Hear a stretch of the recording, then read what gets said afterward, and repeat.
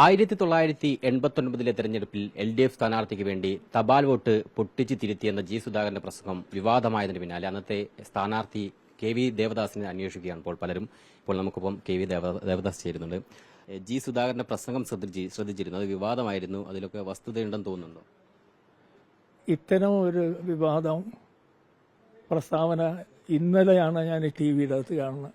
മിക്കവാറും എല്ലാ ചാനലിലൂടെ അത് തന്നെയാണ്. അപ്പോൾ ഞാൻ കുറേ സമയം ഇരുന്ന്, സാധാരണ വിശ്രമിക്കാനാണ് കൂടുതൽ സമയം, എന്നാലും TV-യുടെ മുമ്പിൽ ഇരുന്ന് എനിക്ക് കണ്ട് അത്ഭുതം തോന്നി. ഇത്തരൊരു പ്രസ്താവന ഞാൻ ഞെട്ടിപ്പോയി. ഒരിക്കലും അത്തരം ഒരു സംഭവം നടക്കുമെന്ന് എനിക്ക് വിശ്വാസമില്ല. സുധാകരൻ ചെയ്യാലെന്ന് മാത്രമല്ല, സുധാകരൻ ഒന്നിനും കൂട്ടു നിൽക്കുകയില്ല. പക്ഷെ ആ ആളിൻ്റെതായിട്ടാണ് കണ്ടത്. അതാണ് അത്ഭുതം തോന്നിയത്. തപാൽ വോട്ട് പൊട്ടിച്ച് പരിശോധിച്ചു എന്നാണ് പറയുന്നത്. ആ കാലഘട്ടത്തിൽ അങ്ങനെ ഒരു കൃത്രിമം നടത്താൻ, തപാൽ വോട്ട് പൊട്ടിച്ച് പരിശോധിച്ചു എന്നുള്ളതാണ് ജി സുധാകരൻ പറയുന്നത്. ആ കാലഘട്ടത്തിൽ അങ്ങനെ ഒരു കൃത്രിമം നടത്താൻ കഴിയുമായിരുന്നു. തപാൽ പോസ്റ്റലോട്ട് ചെയ്തിട്ട് ജീവനക്കാരൊക്കെ ചില മെസ്സഞ്ചർ വഴി കൊടുത്തുവിടും, പ്രവർത്തകർ കളക്ട് ചെയ്ത് കൊണ്ടുപോയി ഇടും. അത് ആ സിസ്റ്റം ഉണ്ട്, അതെന്നും ഉള്ളതാണ്. പക്ഷെ അങ്ങനെ ഏൽപ്പിക്കുന്നു ഉദ്ദേശിച്ച് പൊട്ടിക്കാനോ പ്രവർത്തകന് അവകാശമില്ല, തിരുത്താൻ അവകാശമില്ല. അങ്ങനെ ഒരു തിരുത്തലും കവറ് പൊട്ടിക്കലും എന്റെ തെരഞ്ഞെടുപ്പുമായി ബന്ധപ്പെട്ട് നടക്കുമെന്ന് എനിക്ക് വിശ്വാസമില്ല. എന്തുകൊണ്ടായിരിക്കും ജി സുധാകരൻ അങ്ങനെ പറഞ്ഞിട്ടുണ്ടാവുക? ജി സുധാകരൻ എന്തുകൊണ്ടായിരിക്കും അങ്ങനെ പറഞ്ഞത്? എന്തുകൊണ്ടാണ് ഇങ്ങനെ പറഞ്ഞതെന്ന് എനിക്കറിയാൻ പാടില്ല. ഇപ്പൊ ഇന്നലെ വൈകുന്നേരമായപ്പോ വ്യത്യസ്തമായ രൂപത്തിൽ സ്റ്റേറ്റ്മെന്റ് കണ്ട് സുധാകരൻ കുറെ നിയമവിരുദ്ധധാരിയാണ്. സുധാകരനെ പോസ്റ്റ് ഗ്രാജുവേറ്റ് MA LLB ആണ്. അദ്ദേഹം ഇത്തരം നിയമവിരുദ്ധ പ്രവർത്തനത്തിന് കൂട്ടുനിൽക്കുകയോ ചെയ്യുമെന്നോ എനിക്ക് വിശ്വാസമില്ല. സംഘടന നല്ല സംഘാടകനാണ്. എന്റെ സെക്രട്ടറി ആയിരുന്നു. 7 അസംബ്ലി മണ്ഡലങ്ങളിൽ ചേർന്ന പാർലമെന്റ് മണ്ഡലത്തിൽ ആയിരക്കണക്കിന് പ്രവർത്തകർക്ക് നേതൃത്വം കൊടുത്ത ആളാണ്. വിജയകരമായി പ്രവർത്തിച്ചു. അതുകൊണ്ടാണല്ലോ അതിന് തൊട്ടു മുമ്പ് നടന്ന 2 തെരഞ്ഞെടുപ്പുകളെക്കാളും മാർജിൻ കുറഞ്ഞ എൻ്റെ തെരഞ്ഞെടുപ്പിൽ വന്ന് 50,000, 35,000 35,000, 25,000 കുറഞ്ഞു. സുധാകരന്റെ ആ സ്റ്റേറ്റ്മെന്റ് ആദ്യം 18,000 എന്നാണ് കണ്ടത്. അത് തെറ്റാണ്. 25,000-ന്റെ മാർജിനാണ് ഞാൻ തോറ്റത്. സുധാകരൻ ആ സമയത്തെ ആത്മാർത്ഥമായി പ്രവർത്തിച്ചതുകൊണ്ടാണ് അത്തവണ ഇവരുടെ ഭൂരിപക്ഷം കുറയ്ക്കാനും വോട്ടിംഗ് ശതമാനം കൂട്ടാനൊക്കെ LDF-ന് സാധിച്ചതല്ലേ? സുധാകരൻ ആത്മാർത്ഥമായി പ്രവർത്തിച്ചിട്ടുണ്ട്. ഒരു തെരഞ്ഞെടുപ്പ് പാർട്ടി സെക്രട്ടറി എന്നുള്ള രൂപത്തിൽ ആത്മാർത്ഥമായി പ്രവർത്തിച്ചിട്ടുണ്ടെന്നാണ് എന്റെ വിശ്വാസം. അതിന് ഇതുവരെ ആ അഭിപ്രായം എനിക്ക് മാറിയിട്ടില്ല. 36 കൊല്ലത്തിന് ശേഷവും ഇങ്ങനെ പറഞ്ഞെങ്കിലും അതെന്താണെന്നാണ് എനിക്കറിയാൻ പാടില്ലാത്തത്. പിന്നെ ഇപ്പോൾ വൈകുന്നേരമായപ്പോൾ തിരുത്തി എന്തൊക്കെ പെശക് പറ്റിയതാണെന്നൊക്കെ പറഞ്ഞ് വന്നു. അതെനിക്കറിയാൻ പാടില്ല. വളരെ സിൻസിയറായിട്ട് പ്രവർത്തിച്ചിട്ടുണ്ട്. 10,000-ആയിരക്കണക്കിന് പ്രവർത്തകരല്ലേ പാർലമെന്റ് തെരഞ്ഞെടുപ്പിൽ 7 മണ്ഡലങ്ങളിലായി. അതിന് നേതൃത്വം കൊടുക്കാന്ന് പറഞ്ഞാൽ നിസ്സാര കാര്യമല്ല. ആരെങ്കിലും ഒറ്റക്ക എവിടെയെങ്കിലും എന്തെങ്കിലും ചെയ്തിട്ടുണ്ടോ എന്നുള്ളത് അങ്ങനെയും നമ്മുടെ ശ്രദ്ധയിൽ വന്നിട്ടില്ല. എന്റെ ശ്രദ്ധയിൽ ആരെങ്കിലും പെടുത്തുകയോ അല്ലെങ്കിൽ എന്റെ ശ്രദ്ധയിൽ വരികയോ ഇത്തരം സംഭവത്തിൽ സംഭവിച്ചില്ല. ഈ പ്രസംഗം വിവാദമായതിനു ശേഷം സുധാകരനെ വിളിച്ചിരുന്നോ, ബന്ധപ്പെട്ടിരുന്നോ? ഇല്ല, സുധാകരനെയും വിളിച്ചിട്ടില്ല, ഞാൻ സുധാകരനെയും വിളിച്ചിട്ടില്ല. എന്തുകൊണ്ടാണ് സുധാകരൻ ഇങ്ങനെ പറയണമെന്ന് അങ്ങോട്ടും ഞാൻ വിളിച്ചില്ല. കാരണം പക്ഷെ എനിക്ക് വിശ്വാസമുള്ളത് മീഡിയാസ് എന്നെ മീറ്റ് ചെയ്യുമെന്നുള്ള ഉറപ്പാണ്.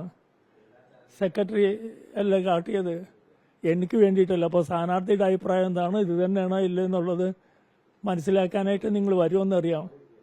പാർട്ടി നേതാക്കന്മാരും എന്നെ വിളിച്ചില്ല. പാർട്ടി ജില്ലാ സെക്രട്ടറിയോ സംസ്ഥാന സെക്രട്ടറിയോ മറ്റാരും, പ്രാദേശികമായിട്ട് സംസ്ഥാന കമ്മിറ്റി അംഗങ്ങളൊക്കെ ഉണ്ട്, എൻ്റെ സുഹൃത്തുക്കളും എൻ്റെ ശിഷ്യന്മാരുമായിട്ടൊക്കെ ഉണ്ട്. ആരും ബന്ധപ്പെട്ടിട്ടില്ല. ഇപ്പം ഞാൻ ഇപ്പോഴും പാർട്ടിയുടെ ഒരു പ്രവർത്തകനായിട്ട് തന്നെയാണ് നിൽക്കുന്നത്. പാർട്ടി മെമ്പർഷിപ്പാണ്. ഇപ്പോൾ ഒരു വിശ്രമത്തിലും ശുശ്രൂഷ, ഇവരുടെ ശുശ്രൂഷ. പട്ടണക്കാട്ടാണ് എൻ്റെ താമസം.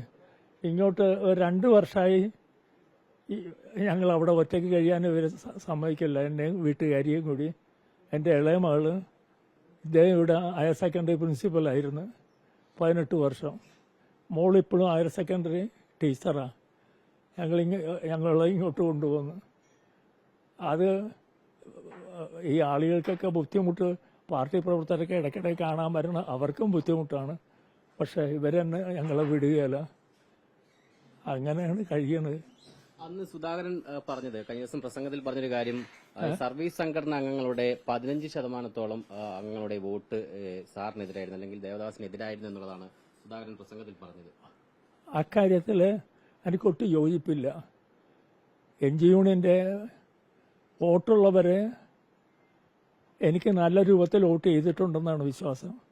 കാരണം അവരടക്കമുള്ള ഫെഡറേഷൻ്റെ സംസ്ഥാന പ്രസിഡന്റായിട്ട് ഞാൻ 12 വർഷം കഴിഞ്ഞ്, അല്ല 7 വർഷം കഴിഞ്ഞതാണ്. മൊത്തം ജീവനക്കാരുടെ പേർ റിവിഷൻ അടക്കമുള്ള ആക്ഷൻ കൗൺസിലിൻ്റെ ഐക്യസമരസമിതിയുടെ സംസ്ഥാന കൺവീനറായിട്ട് 12 വർഷം നിസ്സാരാണ്. KGTയുടെ ജനറൽ സെക്രട്ടറി എന്നുള്ള രൂപത്തിൽ ദീർഘകാലം ഇരുന്ന് ഇതെല്ലാം 3 സ്ഥലത്തും ഇങ്ങനെ നിൽക്കുമ്പോഴാണ് പാർട്ടി തീരുമാനിക്കുന്നത് കാൻഡിഡേറ്റായിട്ട്. അപ്പോൾ അതൊരു പാർട്ടി നൽകിയ ഒരു അംഗീകാരവും ബഹുമാനമാണെന്ന് കരുതി വോളണ്ടിയർ റിട്ടയർമെൻറ്റ് എഴുതി കൊടുത്താണ് ഇലക്ഷന് വരണത്. അപ്പോൾ NG യൂണിയൻ എന്നല്ല, സർവീസ് രംഗത്തുള്ള വിവിധ മേഖലകളിൽ ജോലി ചെയ്യുന്ന ജീവനക്കാരും അധ്യാപകരും എനിക്ക് അനുകൂലമായി പ്രതികരിച്ചിട്ടുണ്ടെന്നാണ് എൻ്റെ വിശ്വാസം. NG യൂണിയൻ പ്രത്യേകിച്ച് അവരുടെ ആക്റ്റീവായിട്ടുള്ള, പക്ഷെ അവർക്ക് പരസ്യമായി ഒരുപാട് ജോലി ചെയ്യാൻ പറ്റിയല്ല. സർവീസ് രംഗത്ത് ഇപ്പോഴും കോൺട്രാക്ട് റൂൾസ് ബാധകമാണ്. അവരുടെ പരിധിക്കകത്ത് ചെയ്യാവുന്ന കാര്യങ്ങളൊക്കെ ചെയ്തിട്ടുണ്ടാകും. ഈ പുറത്തു നിന്നുള്ള തൊഴിലാളികളും മറ്റുമൊക്കെയാണ് പരസ്യമായ പ്രവർത്തനവും സംഘടിപ്പിക്കുന്നത്. ജി സുധാകരന്റെ പ്രസംഗം ഒരു അനവസരത്തിലാണ്, അല്ലെങ്കിൽ ഒരു അനാവശ്യ പ്രസംഗമാണ് എന്ന് തോന്നുന്നുണ്ടോ?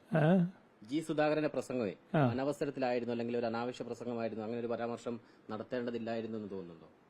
ഈ 36 വർഷത്തിന് ശേഷം അത്തരൊരു പ്രസംഗം നടത്തിയ എന്തിനാണെന്ന് പോലും നമുക്ക് അറിയാൻ പാടില്ല. അതുകൊണ്ടാണ് ഞാൻ സഖാവിനെ വിളിക്കാതിരുന്നത്, മറ്റു ഒരു നേതാവിനെയും വിളിക്കാതിരുന്നത്.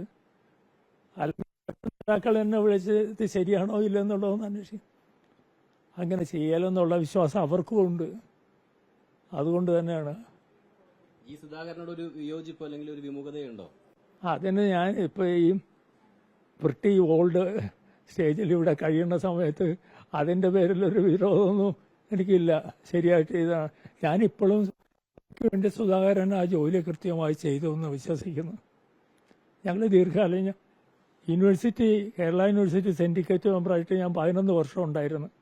ഞങ്ങൾ ഒന്നിച്ച് സിൻഡിക്കേറ്റിൽ 6 വർഷം പ്രവർത്തിച്ചതാണ് അവിടെ. അതൊക്കെ കഴിഞ്ഞാണ് തെരഞ്ഞെടുപ്പിലേക്ക് വരുന്നത്. വളരെ നന്ദി പ്രതികരിച്ചതിന്. KV ദേവദാസാണ് നമ്മളോട് പ്രതികരിച്ചത്. അദ്ദേഹം ജി സുധാകരൻ ആ സമയത്ത് തെരഞ്ഞെടുപ്പ് സമയത്ത് ആത്മാർത്ഥമായി പ്രവർത്തിച്ചിരുന്ന ഒരാളാണ്. മാത്രമല്ല ഇപ്പോൾ ഒരു പ്രസംഗം നടത്തിയത് ഏത് സാഹചര്യത്തിലാണ് എന്ന് മനസ്സിലായില്ല എന്നുൾപ്പെടെയാണ് അദ്ദേഹം പറഞ്ഞത്. മാത്രമല്ല തിരുത്തിയത് നല്ല കാര്യമെന്നും അദ്ദേഹം പറഞ്ഞു വെക്കുന്നുണ്ട്. വീഡിയോ ജേർണലിസ്റ്റ് സജിത് കുമാറിനൊപ്പം reporter Sarath SSN reporter Alappuzha.